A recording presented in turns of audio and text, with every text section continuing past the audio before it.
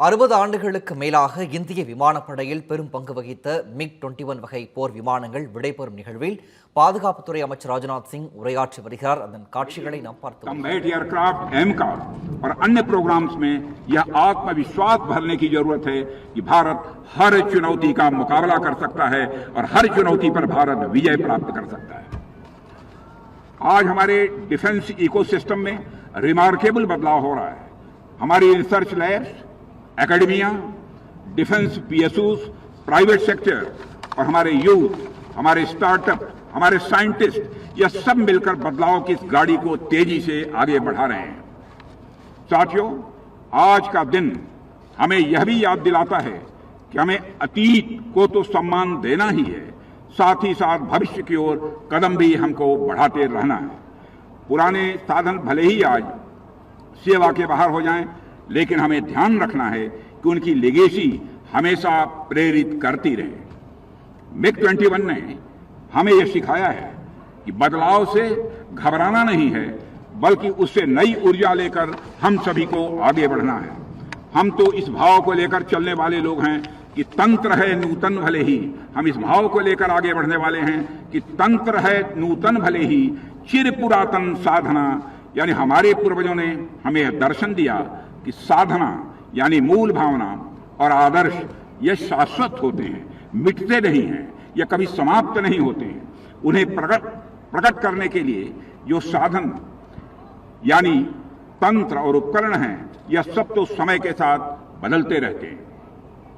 जैसे इसे आप इस तरह से समझिए कि हमारे सैनिकों का साहस, हमारे सैनिकों का अनुशासन और उनकी राष्ट्र भक्ति चिर पुरातन साधना है, लेकिन उन्हें व्यक्त करने के लिए जिन हथियारों, जेट्स और टेक्नोलॉजी की आवश्यकता होती है, वे एक नूतन तंत्र हैं और लगातार अपडेटेड होता रहा MiG-21 इसी दर्शन का, इसी फिलॉसफी का एक जीवंत उदाहरण है।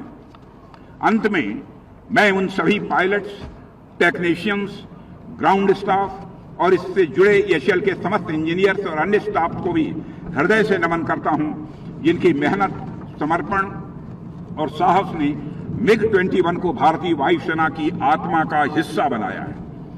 हमारे पायलट्स ने अपने प्राणों की परवाह किए बिना आसमान में हमारी सीमाओं की रक्षा की और टेक्नीशियंस और ग्राउंड स्टाफ ने अपने पसीने और कौशल से यह सुनिश्चित किया कि हमारे विमान हर बार पूर्ण शक्ति के साथ उड़ान भर सके।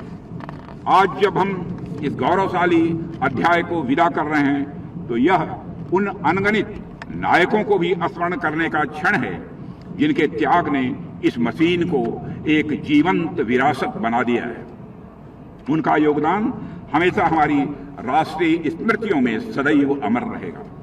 साथियों, अंत में मैं बस इतना ही कहना चाहता हूं कि MiG-21 जिस तरह दशकों तक हमारी सिक्योरिटी का पिलर बना रहा, वो हम सब के लिए एक गर्व का विषय है। मुझे खुशी है कि मैं एक भारतीय नागरिक के रूप में भी इस पल को आप सबके साथ बांट रहा हूं। साथ ही हमें आज यह प्रण भी लेना होगा कि आने वाले कल में हमारी वायुसेना की उड़ान और ऊंची होगी और भारत की आकाश रक्षा और अभेद्य होगी। इसी प्रण के साथ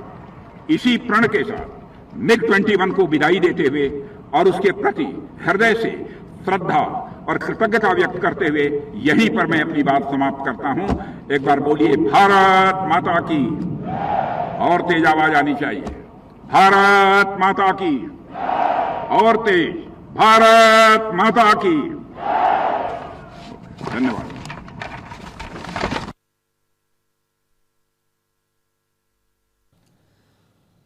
60 ஆண்டுகளுக்கு மேலாக இந்திய விமானப்படையில் பெரும் பங்கு வகித்த MiG-21 வகை போர் விமானங்கள் விடைபெறும் நிகழ்வில் பாதுகாப்புத்துறை அமைச்சர் ராஜ்நாத் சிங் உரையாற்றிய அந்த காட்சிகளை பார்த்தோம். அப்போது 1971 போரில் இருந்து கார்கில், பாலகோட், ஆபரேஷன் சிந்தூர் வரை நமக்கு மிகப்பெரிய பலத்தை வழங்கியது என்று குறிப்பிட்டு பேசியிருந்தார்.